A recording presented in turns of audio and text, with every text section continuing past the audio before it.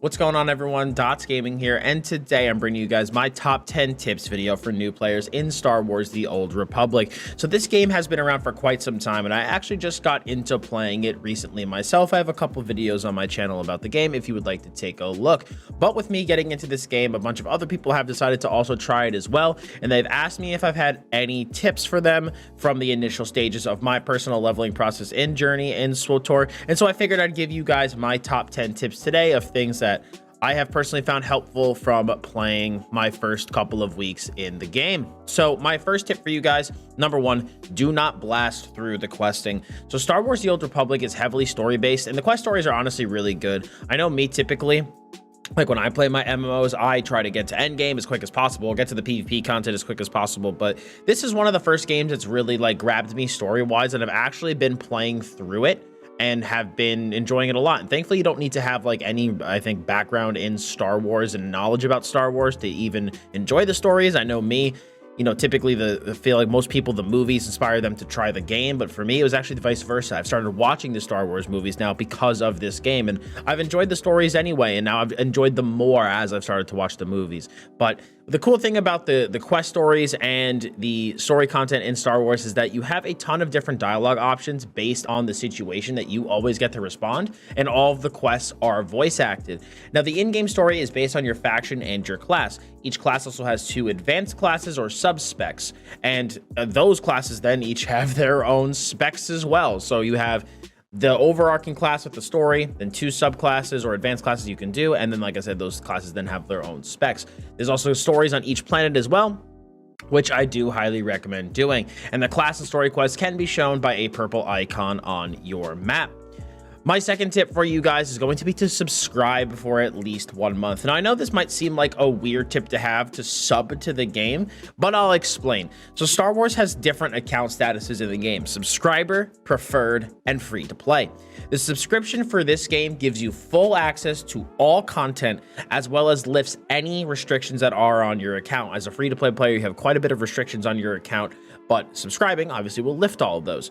But the great thing about this system is that once your subscription runs out, you keep any unlocked content that you got from being subscribed. It isn't like other MMOs, like say like ESO, where you need to maintain your subscription to keep those DLCs unlocked. Once you unlock all the DLC with 1 month of subbing, you own them forever. And if you decide, you know, at some point you can't afford a subscription anymore, if you don't just want to sub anymore, your account does not go back to free to play status and instead goes down to preferred status. And this status has some restrictions on it, and you don't have all the same perks as being a subscriber, but it's not nearly as punishing as being a purely free-to-play player. So I would almost view the free-to-play status for Star Wars: The Old Republic as like a long-term free trial.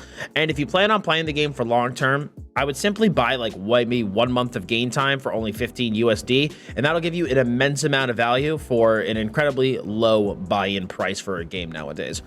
My third tip for you guys is going to be the adaptive gear vendor. So while Star Wars: The Old Republic does give rewards for quests, just like any other MMORPG, an easy way to make sure you always have leveled equipment is the adaptive gear vendor. The vendors can be found located in the supply area of your fleet. So there's a vendor that sells you a base item, and you want to buy those base armor pieces, and that's basically like what's known in SWTOR as the shell. And then where the adaptive element comes in is with gear augmentations or gear modifications. These mods are what give your gear basically the stats that it has and can be upgraded every 4 to 5 levels, allowing you to essentially have your gear level with you. And when adding these mods to your gear, you're going to want to grab 8 armorings, 9 mods, 7 enhancements, and then 1 weapon-specific mod. So for example, for my lightsaber, it was a hilt. You then want to go to one of these modification stations if you're free to play, or you can just control click your pieces on your character if you are subbed, and you can then add these mods into your gear, and certain gear pieces can hold specific mods, armorings, enhancements, and then from there you're able to basically give your gear some better stats. My fourth tip is going to be pick 3 crew skills that complement each other. So crew skills in Star Wars: The Old Republic are the equivalent to professions in other MMORPGs and are important to your long-term gameplay.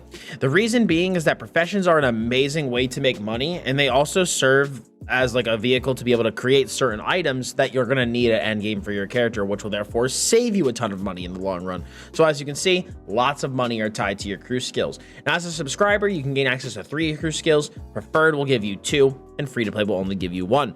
Assuming you are a subscriber, I would take a look at the chart that I'm going to throw up on the screen right now, thanks to a user on Reddit, to help determine what crew skills are going to be right for you.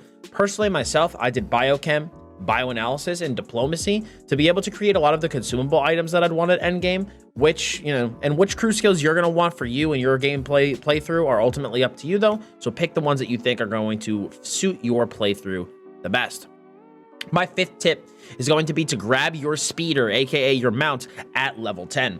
As a subscriber, you can grab your mount at level 10. Free to play and preferred members are going to need to wait a bit longer to get their first mount. The mount training in this game works very similarly to World of Warcraft. Simply go to your class trainer and learn your speeder training, which is essentially the ability to learn how to actually ride a mount.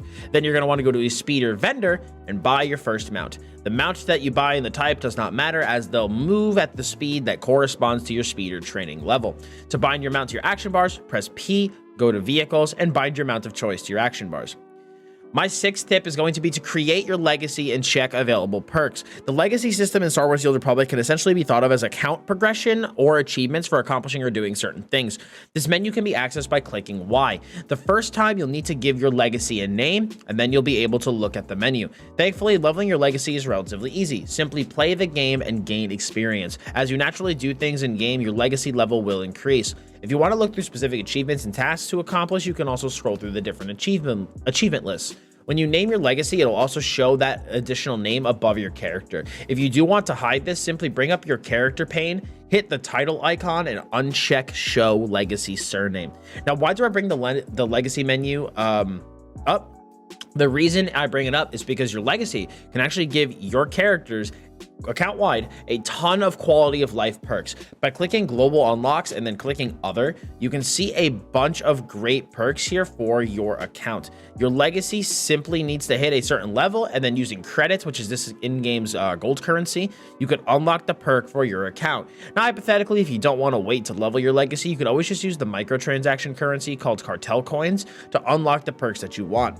Besides the perks listed here, I also recommend checking the perks listed under character perks for some great quality of life stuff too.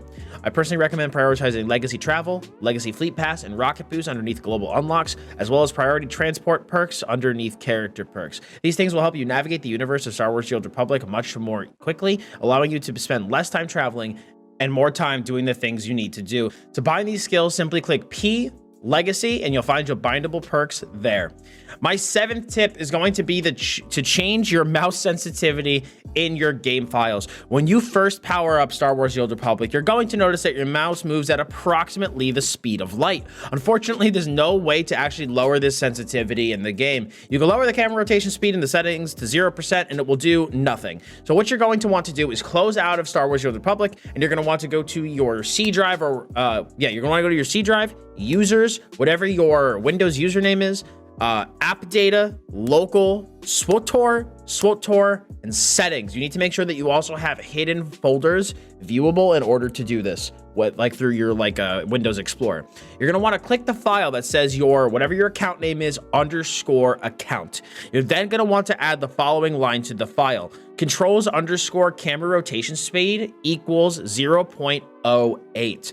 You can adjust that number that I just said, the 0.08, up or down as you like. But for me, with my mouse at about 1900 DPI, this is the sense that personally worked best for me. But if it's too high or too low for you, like I said, you can feel free to adjust. My 8th tip is going to be to bind your fast travel skills from your skill book. Something new players may not realize when they first start the game is that the game's Hearthstone and Flight Master's Whistle equivalent, if you play WoW, you'll know what I'm talking about. Those things in SWTOR are not items, but rather listed in your character's skill list. So if you want to bind spells that allow you to fast travel to known locations on your map or back to your faction's fleet, which can be thought of as your faction's main hub, simply click P, go to General, and you'll find Quick Travel and Fleet Pass listed underneath the menu. You'll also be able to find revive spells here as well for your allies and companions should you need them. My 9th tip is going to be to click Show Conversation Alignment Gain in your settings. When you play Star Wars: The Old Republic, you can make a lot of game-altering decisions while questing that will determine if certain NPCs live or die, if you want to be cruel or kind, etc. These decisions will also push you towards the light side or the dark side of the Force. Some people want to specifically play as a full light side character, or others might want to play as a fully dark side character. At a default, it won't tell you which decisions are light and dark, so if you want to see, simply go to your preferences, so hit escape, preferences, user interface, conversation, and check show conversation alignment gain. In addition, to have your character lean a specific way when doing normal activities, you can click the light side or dark side icon near your minimap. My 10th and final tip is going to be to pick up datacrons as you come across them. Datacrons are these little cubes that you can find scattered around in various planets on Star Wars: The Old Republic. These datacrons will give your character permanent passive stats that are very good to collect as you go through your adventures. These aren't labeled on your map though, and you do need to stumble upon them as you're adventuring. However, I will include a link in the description below that shows you the datacron locations organized by planet. But guys, with that being said, that is going to be it for me today. A quick video going over my top 10 tips for Star Wars: The Old Republic. If you are a SWTOR veteran and have any tips for other new players, feel free to leave them in the comment section below. And if you guys did find this video helpful, I would appreciate if you left a like on it. If you guys also want to see more Star Wars: The Old Republic, as well as any other MMORPG content, you can feel free to hit that sub button as well as hit the bell to keep those notifications on. I also have really been enjoying Star Wars: The Old Republic a lot and did create a guild on Satil Shand. So if anybody wants to join a guild, just more casual social guild, if you'd like to join, you can feel free to join my Discord server, linked in the description below, and leave your character name in the SWTOR chat lobby, and I will shoot you an invite whenever I can. But thank you guys so much for stopping by today's video. I hope you really did enjoy it. As always, I'm Dottz Gaming, and I'll see everybody in the next one.